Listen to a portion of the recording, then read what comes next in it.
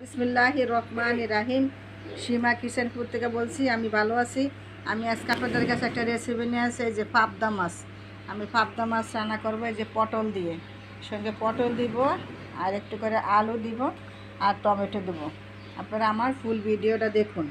মতো এখানে আমি অল্প একটু পরিমাণে হলুদ গুঁড়া দিয়ে দিছি, কিছু পরিমাণে লবণ দিয়ে মাছটা এইভাবে এখানে আমি মেখে এই যে মাছটা এখানে আমি মাখে নিব।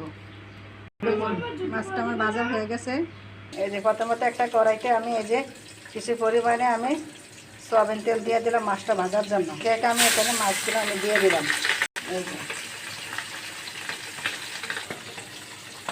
এই যে আমার মাছটা ভাজা হয়ে গেছে, তাই এখন মাছগুলো আমি তুলে ফেলবো একে একে সবগুলো মাছ। এখানে আমি কিছু পরিমাণে যে সরষের তেল দিয়ে দিচ্ছি, আর পেঁয়াজ কুচিগুলো দিয়ে দিলাম, কুচিগুলো দিয়ে দিছি। কষানো হয়ে গেছে, তাই এখানে আমি 1 চামচ পরিমাণে আমি আদা বাটা দিয়ে দিলাম। তরকারিটা যাতে না ফুটে যায়, তাই এখানে আমি কিছু পরিমাণ একটু পানি দিয়ে দিলাম। 1 চামচ পরিমাণ জিরা গুঁড়া, ধনিয়া গুঁড়া একসঙ্গে দিয়ে দিলাম। দিয়ে দিচ্ছি 1 চামচ পরিমাণে হলুদের গুঁড়া, 1 চামচ পরিমাণে মরিচের গুঁড়া। মরিচের গুঁড়া একটু জাল বেশি, তাই একটু কমিয়ে দিলাম। এখানে পরিমাণ মতন লবণ।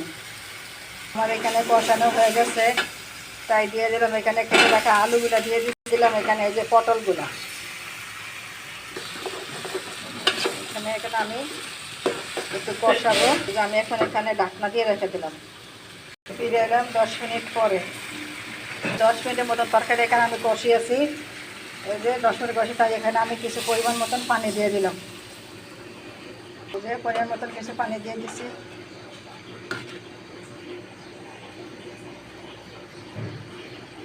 এখন আমি আবার এখানে আমি ঢাকনা দিয়ে দেবো।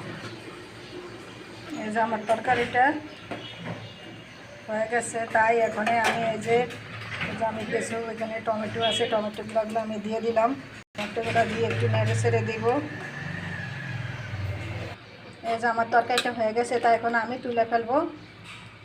তোলার আগে আমি একটু মাছগুলো আমি আগে সেজে দিয়ে দিচ্ছি আর কি। মাছগুলো আমি সব একে একে সবগুলো মাছ দিয়ে দিচ্ছি।